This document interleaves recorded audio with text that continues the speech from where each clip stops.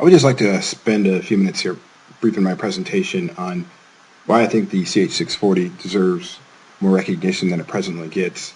I refer to it as the forgotten Zodiac, being that really most of the people that are out there in the home building community that are familiar with Zenith don't necessarily know what the CH-640 is.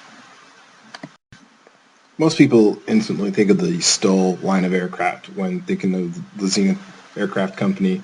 And then the Zodiac, most people associate the 601, 650 or the predecessors, the 601 HD, HDS. So when at events like Sun and Fun or AirVenture, and you talk about your project and you mention you're going to build a CH-640, most people are like, a what? Is that the 650? So this is just to kind of get some more notoriety out there for this great aircraft, and also those who may be considering building one, what's involved with it and how it differs from some of the other Zenith aircraft. I kind of feel that the CH-640 could be labeled the redheaded stepchild of the Zenith line of aircraft, or Zen Air, if you will. And I think that some of the other CH-640 builders would agree with me.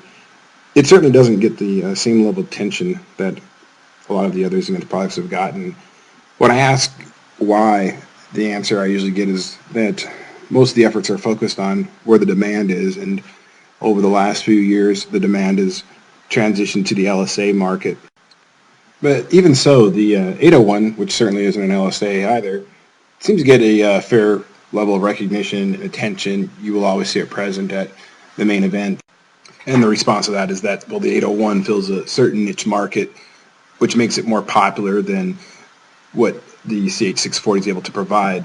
But I would have to argue that the CH-640 competes in a category, I'd say along the lines of the 172, perhaps the Cherokee 180, which are some of the most popular aircraft in the GA fleet out there.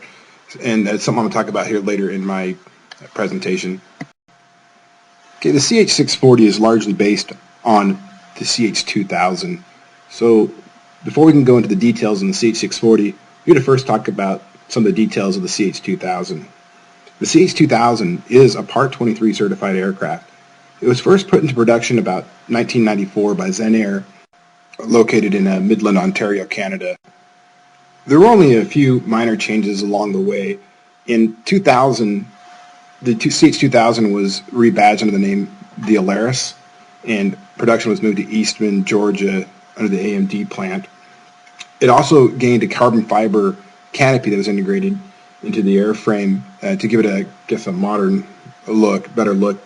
The earlier ones had the 4132 with a panel that was riveted to it. And then in 2003, they also shortened the tail, give it, I guess, a better or more desired response.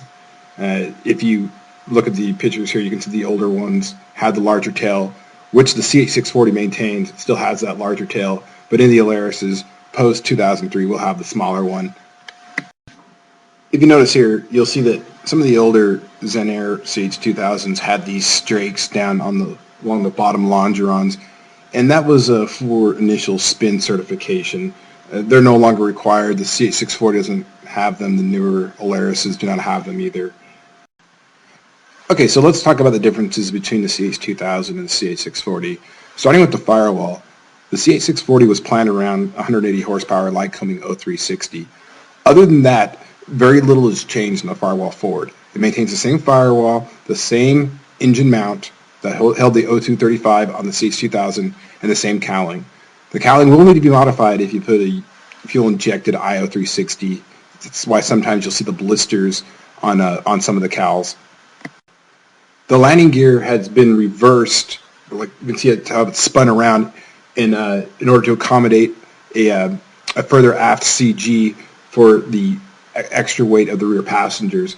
The landing gear is also increased to a 6x6 wheel. Then the rear bulkhead has been moved back to accommodate a rear seat. The CH-2000 had just a shelf behind the two seats. Well, this has been removed for the CH-640 and the bulkhead pushed back. And in so doing, it required some additional support along the longerons where you find the armrests in the aircraft. So that'd also be a noticeable difference between the CH-640 and the CH-2000. Other than that, The stabilator grew by 36 inches and the wingspan by 40 inches. The wing structure from the CH-2000 is essentially the same as that of the CH-640. There is a wing spar extension, as you can see pictured here, and that accommodates the larger wingspan. And then the wing skins, of course, will also slightly change. But other than that, no significant changes. And this is probably as good a time as any to discuss the rear seat. If you're in your initial stages of research on the CH-640, you'll see that that'll be one of the complaints, the actual size of the rear seat. Is it a true 4-seater? Is it a 2+2? Well, the demo aircraft, which is probably the aircraft that most people who have had their hands on a CH-640 have seen, it was the prototype, and plans were later changed and pushed the rear seat back a few more inches. I think it was 4 inches, 100 centimeters was what it was. And it's still not huge. And most owners will say, well, it's big enough for a couple kids or an adult. And I've been back there myself, and to me, it felt about the same as how much, in the back of this 172. Okay, let's discuss some of the similarities and differences between the CH-640 and some of the other Zenith aircraft. The CH-640, of course, shares the same firewall forward as the CH-2000. But also, it's the same firewall forward from the CH-801 as well. There is a slight difference with the 801 in that there's some additional structure that comes from the engine mount up into the fuselage frame. But other than that, those three aircraft have the same firewall forward. And as you can look, I've got the firewall shape dimensions there for the 750, 601, 650, just so you can roughly compare it in size. And I've got the two overlaid on each other. So you can see that all the aircraft are roughly the same width, but the 801 640 firewall is slightly taller and has slightly sharper corners there at the bottom. And the CH-640, like the other Zenith aircraft, also has a big pair of fat wings on them as well. You can read this quote here from Chris Hines, see why he does that.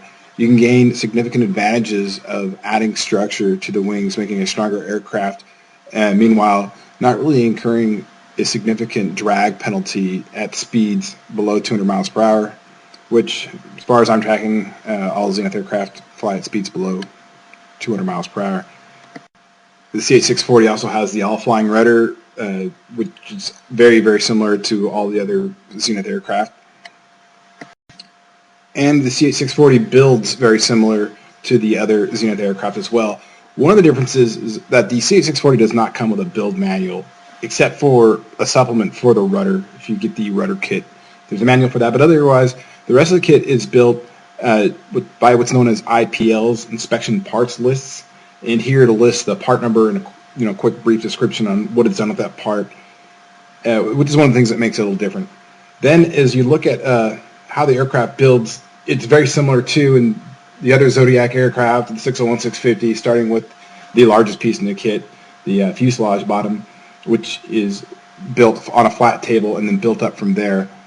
But otherwise, there are no complex or compound curves, I should say, in the structure at all. Even those forward bottom side skins only bend in one plane, making it a very simple aircraft to scratch build.